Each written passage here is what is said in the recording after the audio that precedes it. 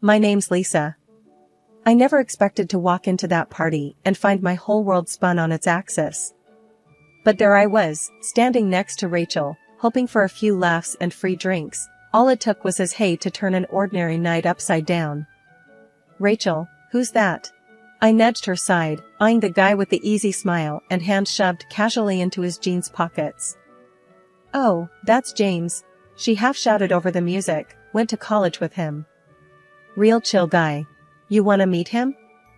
Sure, I shrugged. New faces meant new stories, but nothing prepared me for the instant connection. James had this way of talking like you were the only person in the room. And those green eyes? They didn't hurt either. So, you like the Rolling Stones? He caught me eyeing his t-shirt. Vintage band tees were everywhere, but I actually meant it when I said, only someone who really digs good music would wear Mick Jagger on their chest. He laughed. Are you calling me out or complimenting me? Guess you'll never know, I teased back. We were inseparable by the end of the night. We spoke about everything, from our love for old school rock to the names we'd pick for our future pets. He got my number and didn't wait the so-called appropriate 3 days to call. He rang me up the next morning.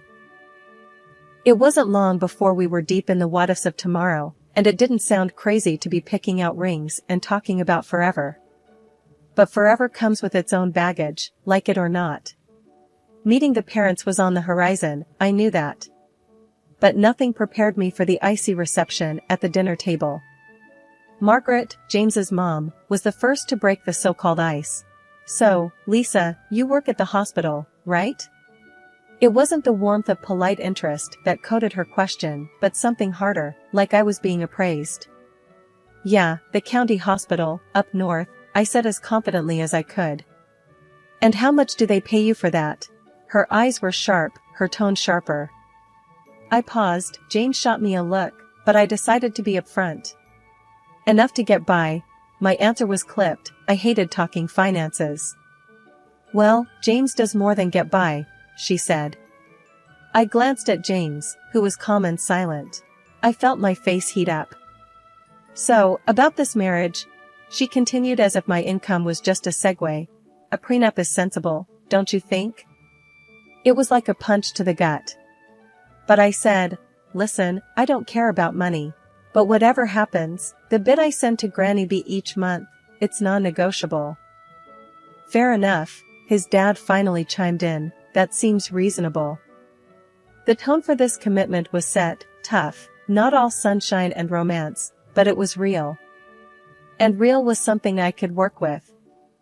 Our wedding could have fit in a matchbox, no fanfare, just him, me, and a couple of signatures that sealed the deal. In the beginning, we were a team, tackling life from our small joint command center, his old house he'd owned for years. We had set up a system, half on everything. When I think about that time, it seemed straightforward. We wrote up a budget, penciled in time for chores, and even cooking was something we did together. There was comfort in the routine, in knowing what to expect when we both got home. He used to count minutes until I got home. We'd link up in the kitchen, not just for the food, but for those moments, you know. It wasn't just about filling our plates, it was about sharing the day, stirring and tasting, and laughing over a shared bottle of wine. But reality is a tough customer. 4 months down the line, and the teamwork was taking hits. The excuses rolled in. At first, it was just a bad day here and there, a boss on his back or a project running him ragged. Babe, I'm beat, he'd say, dropping his bag by the door, not picking up the hints of garlic and basil in the air, the sound of something sizzling on the stove. Gonna crash for a bit. You mind finishing up? I didn't at first. Everyone's entitled to a bad day, right? But bad days started to string together like some lousy pearl necklace, each excuse shinier than the last. One night, I found him sprawled on the couch, his eyes glued to some game on the TV.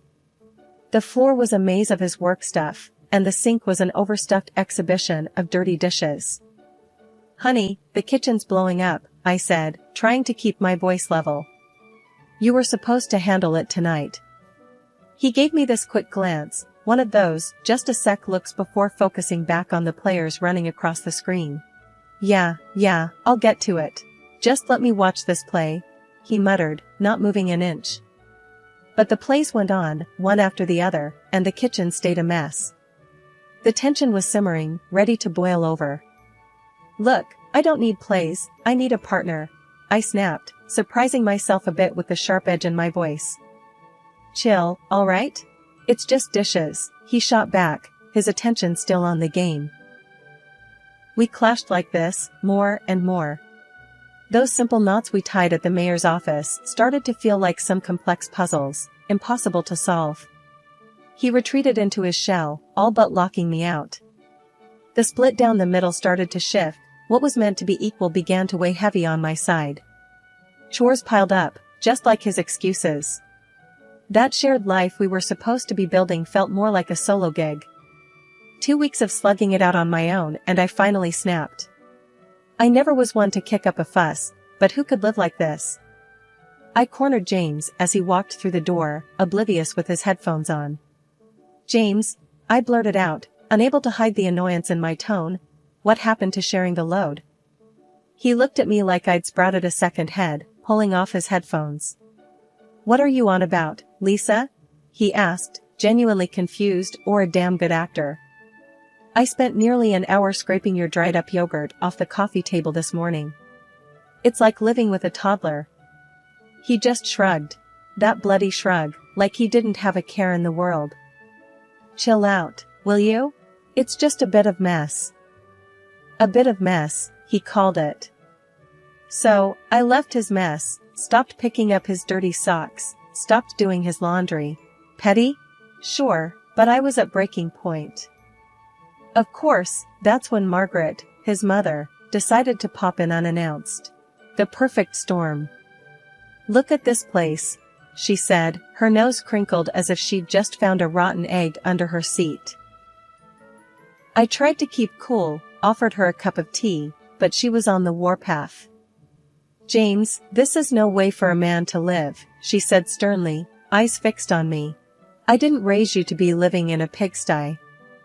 I took a deep breath, trying to keep my voice steady. Margaret, it's a two-person job, and I've been doing it solo. I'm not his maid. You're his wife, she snapped back. And a wife keeps a clean home. I felt my face flush with anger. And what does a husband do, Margaret? I snapped back. He's the breadwinner, she hollered back, missing the irony that I too had a full-time job. Margaret threw her hands up in the air and turned to James. You're soft on her, she declared, as if I wasn't there. My Harold would have never stood for this nonsense. I wanted to tell her where Harold could stick it, but I held back. No point in making things nastier.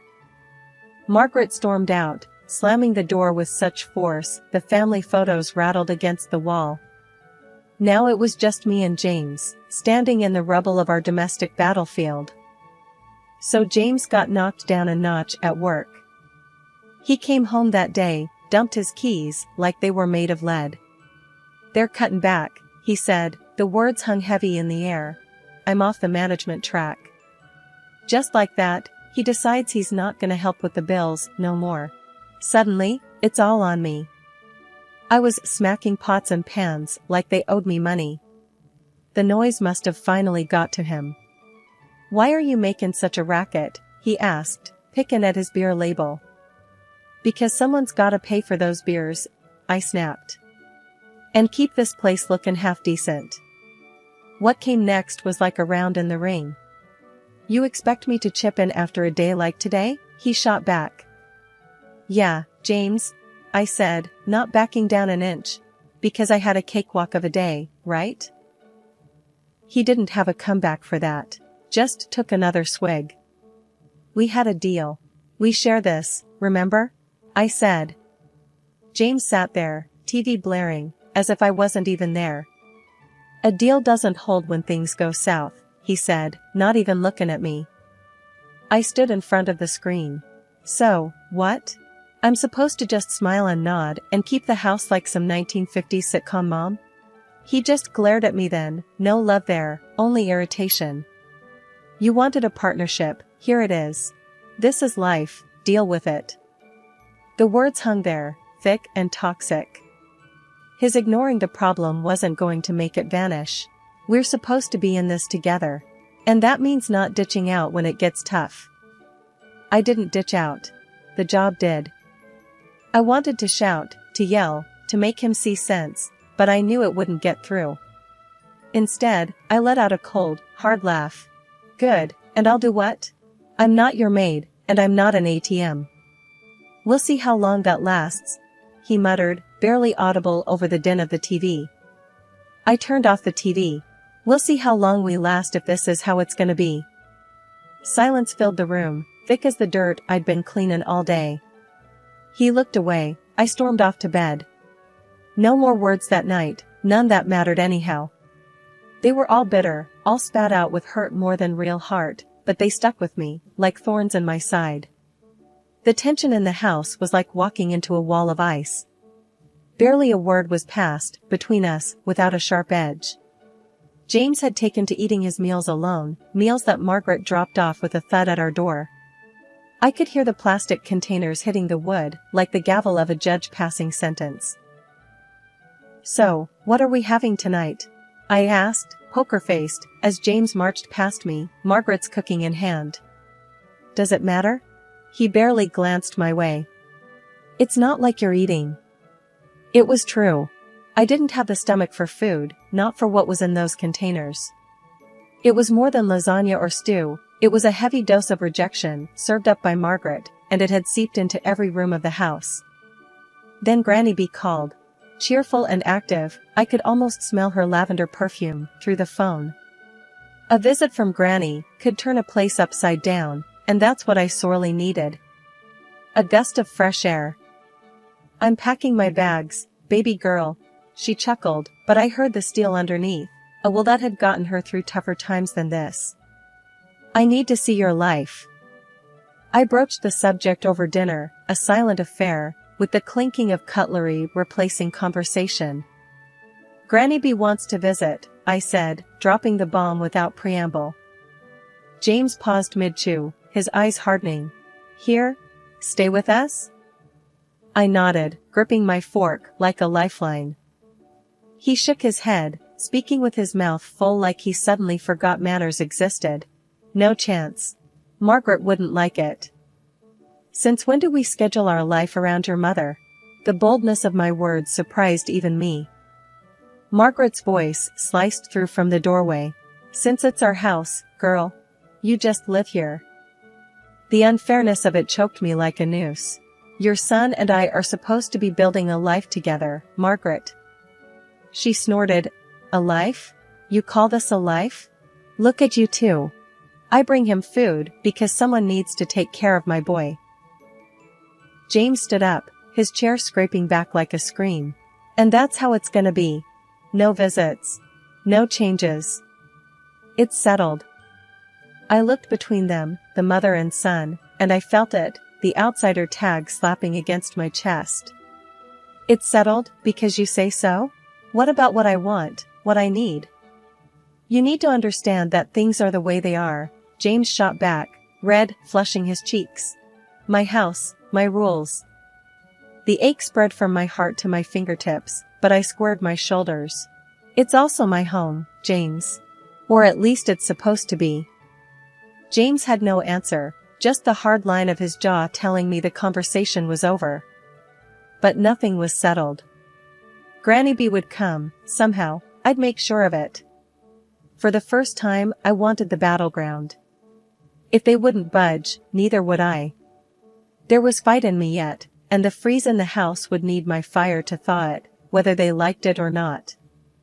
For the third month in a row, James did not contribute his share to our family budget. I was carrying everything, the house, the groceries, and even his damn beer. We had a fight. That fight had been the last straw. James and I stood, facing each other, our words sharp enough to slice through steel. The room felt smaller as the tension grew, air thick with resentments saved up from months of silent battles and unspoken words. I don't want you as my wife, James said, his voice dripping with that finality I knew was the end of everything. It didn't come out as a shout. That might have been better, a shout I could have responded to with fury. Instead, it was a low hiss, a deflating tire's last breath, leaving behind silence that echoed louder than any scream. I gathered what was left of my dignity. Fine, I countered with as much steadiness as I could muster, despite the tremor I felt within. I don't want to be where I'm not wanted. He didn't stop me as I started to pack my bags. Each piece of clothing folded felt like a piece of the life we'd built being tucked away, rendered insignificant. I headed to the door, my suitcase a loyal companion trailing behind me. James was still standing in the center of the chaos, the eye of the storm that had hit us over and over until we'd broken, pieces scattered beyond collection. He didn't move, didn't try to stop me. The door closed with a click much too gentle for the ending it represented.